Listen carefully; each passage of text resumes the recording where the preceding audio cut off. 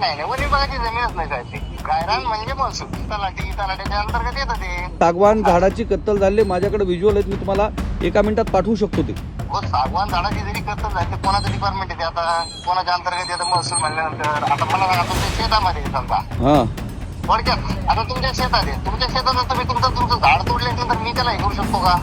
तुमची परवानगी घेण्याची गरज नाही. समजा शेतातली असतील महसूल म्हणल्याने त्यांनी तलाठ्याने बघायला पाहिजे, जीवनी बघायला पाहिजे, तलाठ्याने बघायला पाहिजे. ते मी प्रतिक्रिया दिली तर त्यांना त्यांच्याकडे बोट दाखवण्यासारखं होतं, त्याच्यामुळे प्रतिक्रिया देणं मला उचित नाही. दळणवळणासाठी देशामधील रस्ते ही फार महत्त्वाची बाब आहे, कारण रस्त्याचं जाळं जर असेल तर त्या माध्यमातून दळणवळण हे विकसित करता येते. मात्र या रस्त्यांच्या विकासापोटी जे निसर्गाचा ज्या पद्धतीनं ऱ्हास केला जातो आहे ती फार गोष्ट महत्त्वाची. आपण नांदेड जिल्ह्यातील भोकर तालुक्यामध्ये सध्याच्याला आहोत. भोकर तालुका म्हणजे माजी मुख्यमंत्री अशोक चव्हाण यांचा मतदारसंघ म्हणून ओळखला जातो आणि या मतदारसंघामध्ये जे नैसर्गिक साधन संपत्ती आहे त्याचा कसा ऱ्हास केला जातो आहे तो आपण माझ्या बाजूला पाहू शकता की या पद्धतीचे जे हे जे नैसर्गिक जे डोंगर आहेत ते पोखरण्याचं काम या ठिकाणी मोठ्या प्रमाणात चालू असल्याचं पाहायला मिळतं आहे. ही जी मोठमोठी ही जी JCB जाताना दिसत आहेत,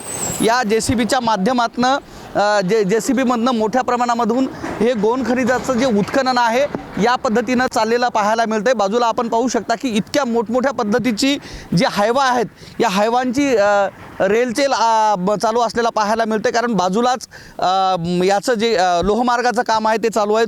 दुसरी गोष्ट अशी की बाजूनं म्हणजे नांदेड जिल्ह्यामधून जाणारी जी काही मोठमोठी राष्ट्रीय महामार्ग आहेत, नॅशनल हायवे आहेत, त्याच्यासाठी लागणारा जो मुरुम आहे तो अक्षरशः हा जो डोंगर आहे तो पोखरून, हा संपूर्ण डोंगर पोखरून ही या ठिकाणचा जो मुरुम आहे तो घेऊन जाताना पाहायला मिळतोय. बाजूला आपण पाहू शकता की याच डोंगरावर जी वसलेली जी ज्या पद्धतीची आपण पाहू शकता की झाडं आहेत, वर लिंबाची झाडं असतील, त्यानंतर सागवान झाडं पाहायला मिळतात, इतरही चिंचेची झाडं काही या ठिकाणी आहेत. यामध्ये निसर्गाचा जो समतोल आहे तो अशा गोष्टीनं बिघडताना पाहायला मिळतो, कारण जे नैऋत्य मान्सून वारे वाहताना जी पाहायला मिळतात तर ती मान्सूनची जी प्रक्रिया आहे ती मुळात ही जी काही डोंगर असतात त्यांना म्हणजे हे जे हवा असते ती थंड हवा लागून नंतर त्याचं रूपांतर हे पर्जन्यात होत असते. मात्र या पद्धतीचं जर डोंगरच्या डोंगर जर गायब होत असतील तर उद्या भविष्यात मराठवाडा जो ज्या पद्धतीनं आता दुष्काळवाडा म्हणून ओळखला जातो त्या मराठवाड्याला आता वाळवंट होण्यासाठी जास्त वेळ लागणार नाही. कारण आपण हे पाहू शकता की या भोकर तालुक्यामध्ये अथवा भोकर विधानसभा मतदारसंघामध्ये मोठ्या प्रमाणामध्ये जी पिकं घेतल्या जातात त्याच्यामध्ये ऊस असेल, केळी असेल. आपण माझ्या बाजूला पाहू शकता की एका हातावर माझ्या बाजूला या बाजूला पाहू शकता की केळीचं जे असं इतकं सुंदर जी शेती आहे केलेली पाहायला मिळते. ही निसर्गाच्या जीवावर आहे, कारण ज्या पद्धतीनं या ठिकाणी पर्जन्यमान होते, कारण मोठ्या पद्धतीनं जी काही जंगल आहे, संरक्षित जंगल आहे ते नांदेड जिल्ह्यामध्ये पाहायला मिळते, ज्यात 22 ते 23% जो जंगलाचा भाग जो आहे तो किनवट असेल, माहूर असेल, भोकर असेल या तालुक्यामधनंच असताना पाहायला मिळतोय. जो हे जंगल त्याच पद्धतीने या ठिकाणची जी नैसर्गिक साधन संपत्ती आहे, ज्याच्यामध्ये ही जी डोंगर आहेत त्याच्यामध्ये असणारे जी झाडं आहेत, झाडं झुडपं आहेत, त्या ठिकाणी वन्य प्राणी आहेत, या सगळ्या गोष्टींवर याच्यावर परिणाम व्हायला पाहायला दिसतो. आपण बाजूला पाहू शकता की त्या उंच डोंगरावर आपण पाहू शकतो की त्या ठिकाणी JCB चालू असलेला आपण या ठिकाणी पाहायला मिळतंय आणि या मोठ्या JCBच्या माध्यमातून या ठिकाणी ही जी मोठमोठी जी हायवा आहेत, या पद्धतीची जी हायवा आहेत ती ही हायवा या ठिकाणी चालू असलेली या ठिकाणी पाहायला मिळतात. ज्या पद्धतीनं या ठिकाणी गौण खनिजाचं उत्खनन केलं आहे त्यावरून निसर्गाचा किती मोठ्या प्रमाणामध्ये या ठिकाणी ऱ्हास होतोय ते पाहणं तितकंच गरजेचं आहे. आपण हे पाहू शकता की हा निसर्गाचा स्रोत असणारा हा ओढा या ठिकाणी आहे, ज्याच्यामधनं या डोंगर दऱ्यामधून येणारं जी पाणी आहे, निसर्गाचा नैसर्गिक स्रोत जो आहे तो या ठिकाणी असलेला या ठिकाणी पाहायला मिळतो. तर दुसरीकडे आपण पाहू शकता की माझ्या उजव्या हातावर आपण पाहू शकता की इतक्या मोठ्या प्रमाणामध्ये हा जो पूर्णतः नैसर्गिक साधन संपत्ती असणारा हा जो डोंगर आहे तो पूर्णतः कोरलेला पाहायला मिळतोय. त्या टोकावर जे आहे त्या ठिकाणी JCB चालू असलेली पाहायला मिळते. तर हा जो मोठा रस्ता आहे तो ह्याच्यामध्ये टाकलेला आहे आणि त्यानुसार दिवसभरामध्ये जे जवळपास 25 ते 50 जे हायवा आहेत मोठमोठी ते हायवा चालू असताना पाहायला मिळतात. हे आपल्यासोबत हे हायवा चालक आहेत. दादा कहाँ से आए आप, क्या नाम है आपका? राम कृपाल जंगीला, कहाँ से आप? जबलपुर जबलपुर से. जी। ये जो यहाँ से लेके जा रहे हैं आप मुरुम, वो कहाँ पे लेके जा रहे हैं?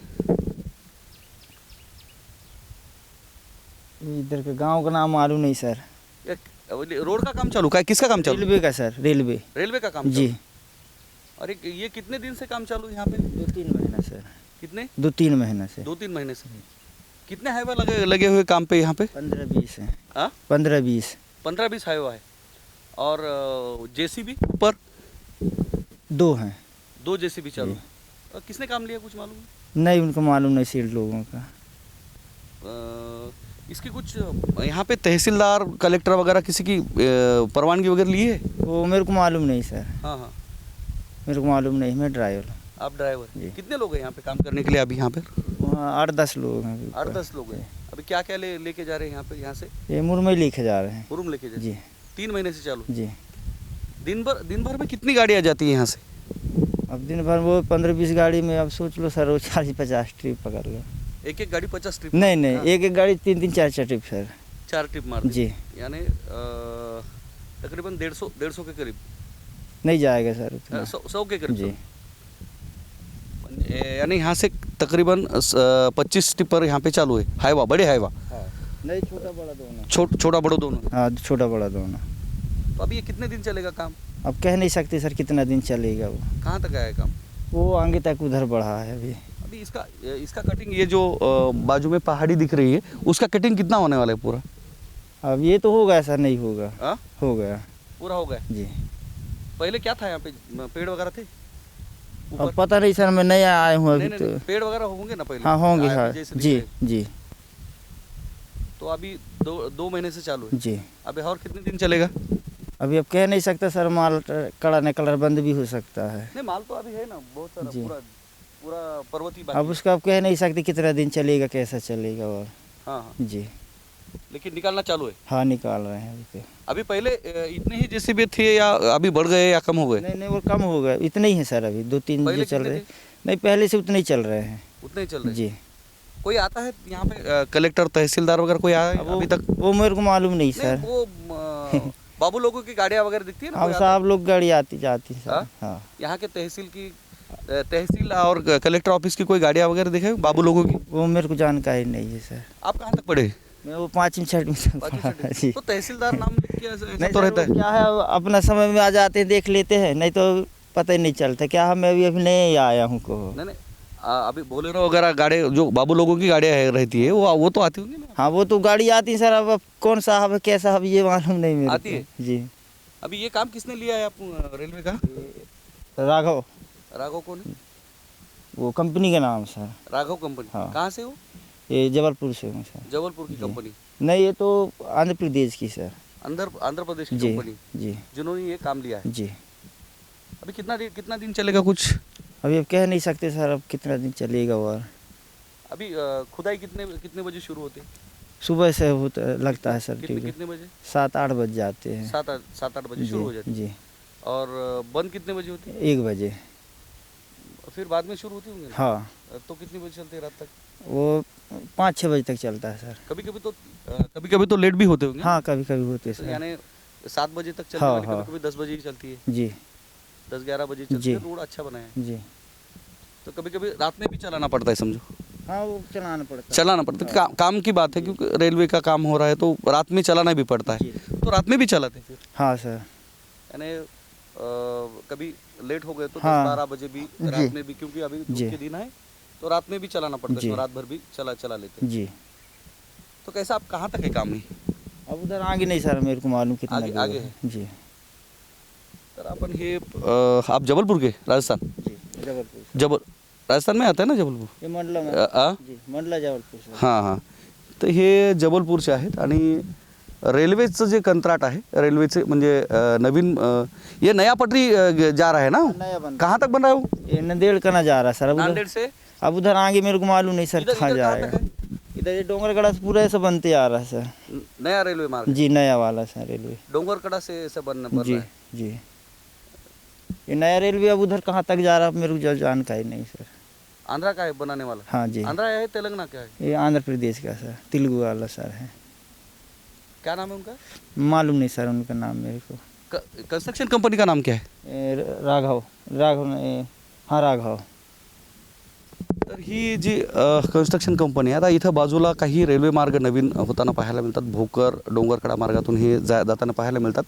आपण या पद्धतीनं बाजूला पाहू शकता की जे गौण खनिज उत्खनन आहे, एक नैसर्गिक साधन संपत्तीचा ऱ्हास कसा केला जातोय. म्हणजे ज्या पद्धतीनं आपण पाहता की ज्या पद्धतीनं बोलल्या जातं की नैसर्गिक साधन संपत्ती टिकली पाहिजे, निसर्गाचा ऱ्हास नाही झाला पाहिजे, का पर्यावरणीय बदल ज्या गोष्टी होताना पाहायला मिळतात.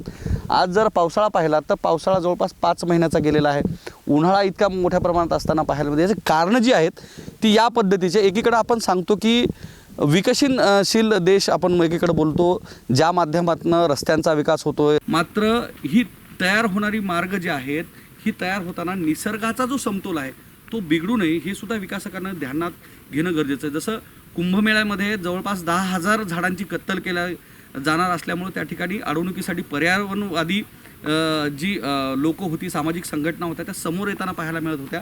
मात्र हे नांदेड जिल्ह्यामध्ये असे कितीतरी, मग भोकर एकटा तालुका नाही, भोकर असेल, लोहा असेल, कंधार असेल, त्याच पद्धतीनं धर्माबाद, देगलूर या साईडला जी असतील अशी ही जी काही निसर्गवत जे असणारी ही जी डोंगर आहेत, ही डोंगर पोखरण्याचं काम ह्या ज्या गौण खनिजांच्या मोठमोठ्या टोळके आहेत अथवा हे कंत्राटदार कंपन्या आहेत, या नांदेड जिल्ह्यातील नाही तर मराठवाड्यातील निसर्गाचा समतोल बिघडण्याचं काम करताना या ठिकाणी पाहायला मिळत आहेत. तर ही गौण खनिज जवळपास या ठिकाणी जे रेल्वे मार्ग जात आहे त्यासाठी अशी ही जी मोठमोठी जी हायवा आहेत ही चालताना पाहायला मिळतात. तुम्ही पाहू शकता की ही तेलंगणाची ही कंपनी आहे, TG04 T1204 असं या ठिकाणी हिचा नंबर आहे. तर बाजूला वर पाहू शकता आपण की rail Vikas Nigam limited on duty RCIPL असं नावानं ही याच्यावर असं स्टिकर लावून या पद्धतीचे जे हायवा आहेत, ही हायवा जवळपास 25 ते 30 हायवा या ठिकाणी चालू असलेले पाहायला मिळतात. वर जवळपास 2 ते 3 JCB आहेत.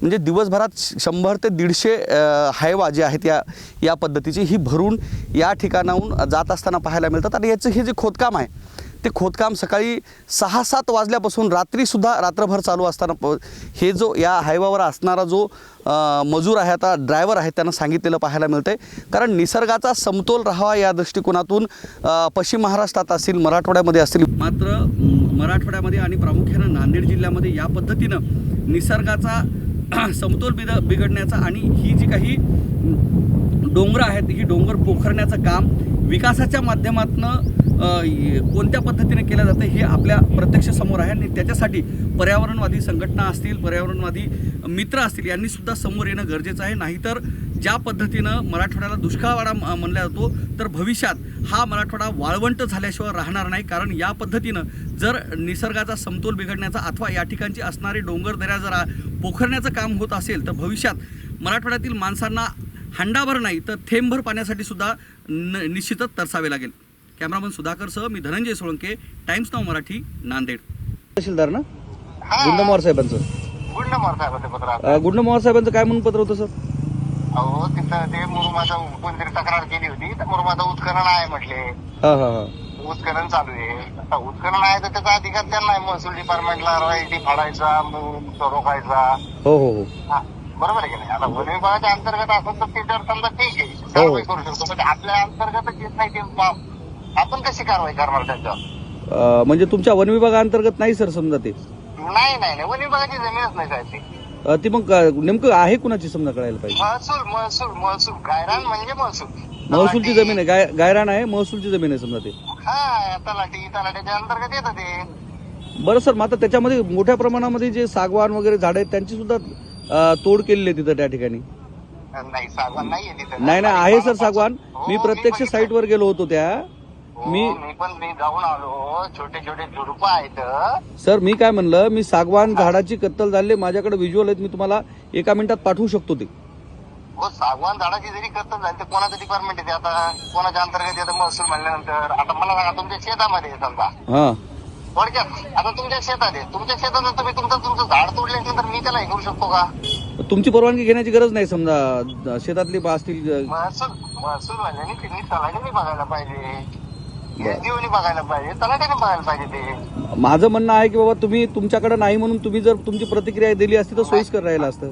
नाही प्रतिक्रिया देणं उचित नाही. मी प्रतिक्रिया दिली तर त्यांना त्यांच्याकडे बोट दाखवल्यासारखं होतं. त्याच्यामुळे प्रतिक्रिया देणं मला उचित नाही.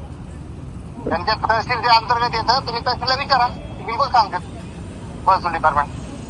तुम्ही प्रतिक्रिया द्यायला पाहिजे असं माझं म्हणणं होतं. जे काय आहे तुमच्या रेंजमध्ये नाहीये. प्रतिक्रिया देता येत नाही. म्हणजे त्यांना ते ऑड वाटतं ना, त्यांच्याकडे बोट दाखवल्यासारखं होतं. आहे त्यांचंच, सगळं त्यांचंच आहे. आता राज कोण करतं सगळ्या डिपार्टमेंटवर? महसूल. आता त्यांनी एखाद्या तलाठ्याने पत्र जर दिलं तर कोणालाही पत्र देऊ शकते, तलाठी देऊ शकतो किंवा तहसीलदार देऊ शकते, मंडळ अधिकारी देऊ शकते. सगळे अदर डिपार्टमेंट त्यांच्या अंडरमध्ये चालतात ना सगळे. हो ते आहे, बरोबर आहे. आम्ही प्रतिक्रिया देणं उचित नाही. ते तुम्ही उचित म्हणलं असं एसीएफ साहेबांना तुमच्या बोलावं लागेल मग, जर ते तुम्ही बोलत नसाल तर. नाही, कोणा तुम्हाला बोलायचं तर माझं काय म्हणणं नाही. हो, ते महसूल डिपार्टमेंट आहे. महसूलकडे आहे समजा ती जागा, ती जमीनच ती महसूलची आहे. हो, गायरान आहे, गायरान. मला अपेक्षित होतं की बाबा तुम्ही तुमच्याकडे नाही म्हणून जरी सांगितलं असतं तर मला माझं प्रतिक्रिया देणं उचित नाही. ते ठीक आहे. चालेल. ते आमच्याकडे रेल्वे विभागाचं काम चालू आहे. अधिकारी म्हणतात की हे सर्व लिगली आहे.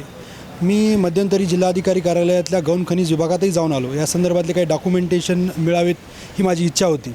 परंतु प्रश्न हा आहे की इतक्या मोठ्या प्रमाणात जर डोंगर पोखरले जाणार असतील तर अगोदरच मराठवाडा हा अवर्षणप्रवण भाग ओळखला जातो आणि यामुळे उद्या पाऊस पडेल का नाही हाही मोठा प्रश्न निर्माण होणार आहे. दुसरी एक बाब अशी आहे की यांना परवानगी किती आहे आणि डोंगर पोखरला किती जातो आहे हा एक मोठा प्रश्न आहे. यापूर्वी यवतमाळ भागामध्ये जवळपास अशाच प्रकारच्या या रेल्वेच्या कामामध्ये कितीतरी करोड रुपयाचा घोटाळा झाला. अशा प्रकारची एक चौकशी ती विधानमंडळापर्यंत सुद्धा गेलेली आहे.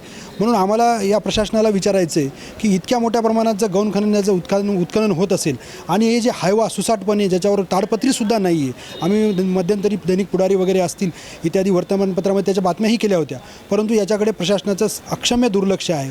कुण्या SDMला फोन केला, कुण्या जिल्हाधिकाऱ्यांना फोन केला तर याच्यावर प्रतिक्रिया द्यायलासुद्धा ते धजावत आहेत.